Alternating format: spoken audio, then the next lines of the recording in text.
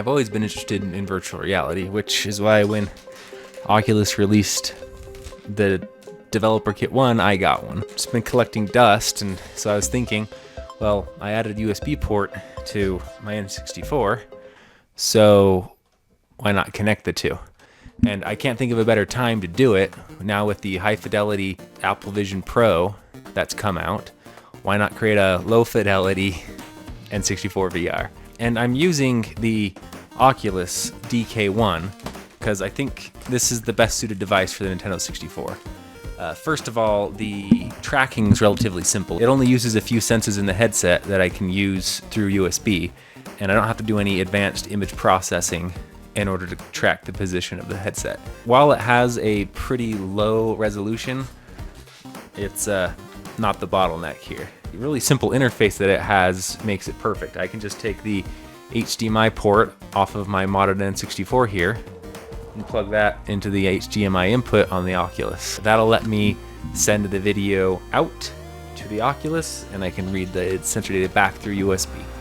And that's pretty much it. To start this project, I'm thinking I'm gonna first try to read the sensor data from the Oculus, because that's gonna be the harder thing to do. And so if the project dies, I want it to die soon. And so I'm gonna start trying to do that first. Fortunately, Facebook has released the source code for the firmware for the Oculus here. And so I'll be able to look at that source code and figure out the protocol I need to use to talk to it. So let's go ahead and get that started.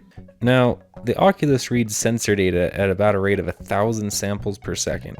The N64 Joy Bus, which is used to talk to the controllers, or in my case, the USB adapter, would struggle to relay data at that frequency. So I plan on the Arduino processing the sensor data and only sending the orientation to the console at a rate of about 60 times per second.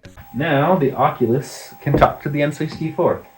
So I have the USB adapter here plugged into the Oculus Rift, and you can see that as I move it around, that green vector there is the down vector for the headset. So that's the direction gravity is pointing relative to the headset. I can do that, and you can see that that blue vector there, that's supposed to be the direction of magnetic north, but it's not calibrated properly. So the center is not quite right. So it doesn't matter where I turn it, it always kind of points the same direction. So I need to, when it gets plugged in, it needs to be calibrated. But then with those two pieces of information, I can get an approximate orientation of the headset. Now, if you know anything about these headsets, you'll know that that's not going to be enough to get the position, because if you see I shake it side to side, the accelerometer goes all crazy, that green vector there. So I also need to take into account the rotation data from what's called the gyro sensor. And I am reading that to the controller, but I'm not sending anything over to the N64 yet. A big milestone, just enough to show that I can send data between the Oculus and the N64. So very excited about that. So now that I can read the sensor data off of the Oculus, now would be a good time to talk about the kinds of sensors that it has. So it has an accelerometer, a magnometer, and a gyro. And each provides some useful information, and when combined, can determine the orientation of the headset at any given time. So for instance, the accelerometer can tell which direction gravity is pointing. The magnetometer can determine which direction Earth's magnetic field is pointing. And since two vectors that aren't parallel are enough information to determine orientation, in theory, the accelerometer and magnetometer provide what we need to get the orientation. That is, if they're not moving. The issue is that the accelerometer responds to movement, making it hard to tell which direction gravity is pointing during that time. To solve this, I pass the acceleration data through a low-pass filter. This is basically a rolling average, which over time smooths out the direction of gravity. Now, sudden movements in the headset won't affect the vector very much, as it'll just slowly be pulled towards the current value, keeping it pointing mostly in the direction of gravity. But this also has the unfortunate side effect of making the gravity vector lag pretty far behind its actual orientation. This is where the gyro sensor data comes in.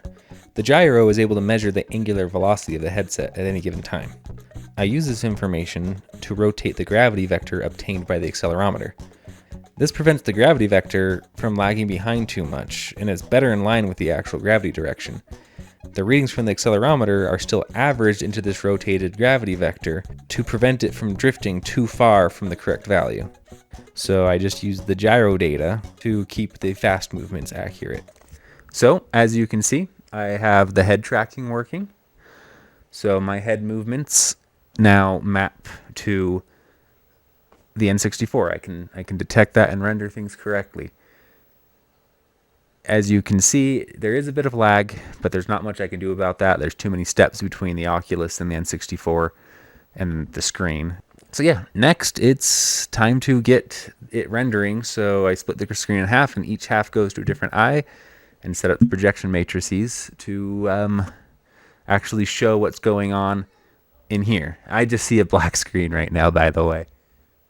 I don't see anything at all. So yeah, let's do that. To render the point of view from each eye, I need to know a few values. The space between the eyes, or interpupillary distance, the field of view, and the screen resolution for each eye. The interpupillary distance measurement is needed in both real-world units and pixels. The pixel measurement lets me determine what part of the screen is directly in front of each eye. I then use the field of view to place the screen at the correct distance from the eye. This gives all the measurements I need to create each plane of the frustum. I then place each eye in the correct orientation and position, but spaced apart using the real-world interpupillary distance. Each eye is then rendered to its half of the screen, and the result is a 3D stereoscopic view that, when seen through the headset, makes it appear as if you were actually there. Alright, so as you can see, I now have the rendering split screen, one half to each eye. So if I were to take that video and put it on my face, I would see a 3D Suzanne in front of me. Suzanne's the monkey. Now that I have that working, I want to create a more impressive scene to showcase this in, and we'll go to there. So I coded up an environment importer to have a better showcase of the VR technology, and this environment was actually created by Pyrazine. They were going to help me out with some of the assets on Portal 64, but now we've pivoted to a new project. I hooked up my Oculus, got everything loaded up, and the experience was better than I expected for the N64. Now, the resolution is low. It's 640 by 480, which really only leaves 320 by 480 per eye. And you don't even see all those pixels anyway. So you really see pixels, and this is even at the higher resolution setting on the N64 at 640 by 480.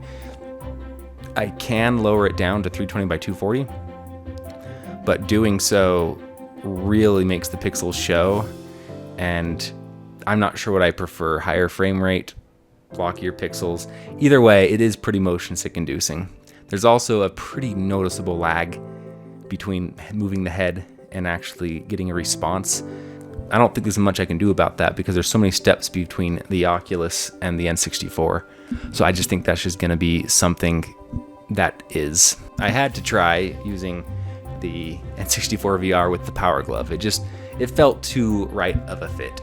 And, well, unfortunately, I couldn't even get the Power Glove to work at all this time. There's a faint clicking sound when on the recording, so there's signs of life, but I couldn't get it to work at all. I'll see if I can fix it and try that in another video, but, like, knowing how well this works, even when it is functioning, come on. It would probably be a terrible experience, so it was more for show than anything else. And yeah, this beautiful desert scene that Pyrazine created was actually not specifically for this project, but more of just kind of a proof of concept of art style for the original game that I have started. So yeah, I am working on an original N64 game now, and I want to give more details about it, but that's going to be a later video. So if you want to follow that, please subscribe. Which, speaking of subscribers, I just want to mention we crossed a huge milestone. We have 64 subscribers. We have 64,000 subscribers. So I am really excited about that number for obvious reasons. So thank you all for subscribing, and also thank you to all of the Patreon members who've supported this channel. Names are going to be showing up somewhere on the screen right now. So thank you really all to you, and until next time, take care.